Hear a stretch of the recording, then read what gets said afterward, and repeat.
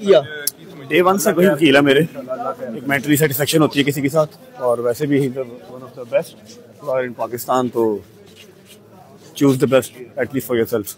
नाज़रीन, आपने देखा रजब भट्ट ने कहा कि barrister Mian Ali Ishfaq one of the best lawyer हैं, इस वजह से इनका इंतखाब किया। सर कि आपको रिपोर्ट किया गया, इस हवाले से क्या कहेंगे? मैंने काफी दफा बता दिया है, कुछ ऐसा है नहीं रिपोर्ट वाला। वीजा कैंसिलेशन हुई थी and that's it, nothing else.